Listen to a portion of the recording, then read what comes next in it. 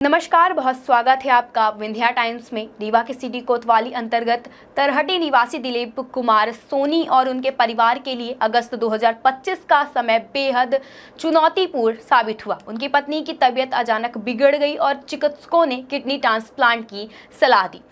क्या local casing pipe से borewell में समस्या हो रही है? तो अपग्रेड कीजिए न्यूट्रॉन केसिंग पाइप। एक्स्ट्रा मजबूती, लंबे समय तक सुरक्षा के साथ। न्यूट्रॉन पाइप, बोरवेल की असली मजबूती। न्यूट्रॉन पाइप है जहां, खुशहाली है वहां। वहीं इस मुश्किल घड़ी में परिवार बेहद परेशान था और इसी दौरान दिलीप की मुलाकात हरदा जिले के रहने वाले प्रियांशु पवार उर्फ आयुष से हुई। दिलीप की बहन बाहर पढ़ाई करती थी और आरोपी का उससे परिचय था।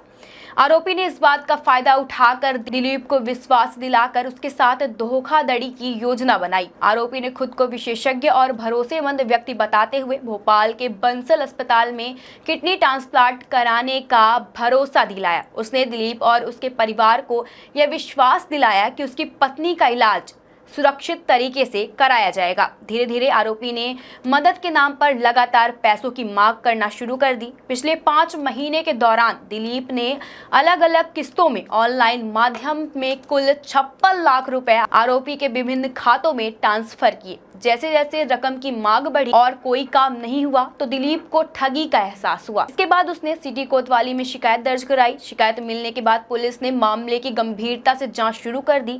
तकनीकी और डिजिटल साक्ष्यों के आधार पर आरोपी की लोकेशन ट्रेस की और हरदा जिले से गिरफ्तार कर लिया गया है। फिलहाल आरोपी से पूछताछ जारी है और पुलिस इस बात की संभावना भी तलाश रही है कि यह मामला किसी संगठित गिरोह से जुड़ा हो सकता है। सिटी कोतवाली पुलिस ने जनता से चेतावनी जताई है कि इलाज या अन्य किसी जरूरी काम के नाम पर बड़ी रकम देने से पहले जांच पड़ताल जरूर करें। यह घटना एक उदाहरण है कि व्यक्तिगत परेशानियों का फायदा उठाकर लोग किसी का भी नुकसान करा सकते हैं। परिवार और समाज की जागरूकता इस मामले में सबसे जरूरी साबित होती है। पुलिस और अधिकारियों का कहना है कि समय पर सतर्क रहें, संदिग्ध व्यक्तियों से सावधान रहें और डिजिटल माध्यमों में सचेत रहना। इस तरह की ठगी से बचा जा सकता है।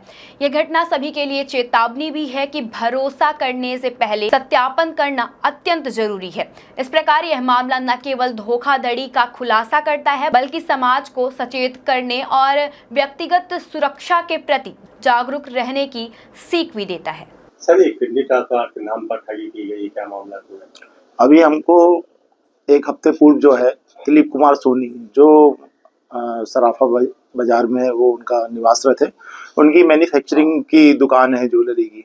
उनके द्वारा थाने में आकर रिपोर्ट की गई कि उनकी जो पत्नी है उनके किडनी जो है दोनों किडनी खराब है। इस एवज में वो अपने पत्नी की किडनी के लिए इधर उधर अस्पतालों में चक्कर लगा के और किडनी की व्यवस्था में लगे हुए थे। उसी समय जो है प्रियांशु पवार नाम का एक लड़का, जिसका परिचय इनकी बहन जो कि कोटिल एकेडमी इंदौर में पढ़ती थी, वहीं पर ये प्रियांशु पवार भी वहीं पर पढ़ता था। जो उसने अपनी किसी बड़े ओहदे को लेकर उसने अपने झांसे में लिया और उसी से ही बहन के परिचय के माध्यम से उसके भाई का परिचय हुआ और धीरे धीरे उन्हें जाली सर्टिफिकेट बंसल अस्पताल के उनको प्रोवाइड कराता था व्हाट्सएप के माध्यम से, और इस विश्वास पर वो आकर और उन्होंने इस प्रकार से 4 महीने में 56 लाख रुपए उसे दे दिए थे। डाउट कैसे हुआ, कैसे समझ में आया कि ये? चूंकि उसके फैमिली वाले जो थे विश्वास में थे कि उन्हें जो किडनी का डोनर उन्हें मिल जाएगा, जिस हिसाब से वो पेपर वर्क तैयार करता था फर्जी जीपीटी से, एआई टूल से, तो उनको बिल्कुल भी कहीं ऐसा शक नहीं हुआ कि हमारे साथ धोखाधड़ी कर सकता है। लेकिन आरोपी कहाँ से पकड़ा गया? आरोपी को हमने जो है हरदा से पकड़ा है अभी परसों के दिन। प्रियांशु के साथ कोई और भी है संलिप्त है इस मामले में? नहीं, प्रियांशु अकेला है क्योंकि उसी के खाते में पैसा आता था और जो दूसरे खाते यूज किए गए हैं वो उनकी वेरीफाई करा रहे हैं हम कि इसमें और किसी और का इन्वॉल्वमेंट तो नहीं है। और अभी तो हमारे विवेचना में अभी एक ही आरोपी बना है। कैसे मालूम चला कि जो डॉक्यूमेंट बनाया गया फर्जी है, मतलब साफ नहीं है? जब हमने उसको गिरफ्तार किया तो उसके पास से हमें 2 मोबाइल मिले थे।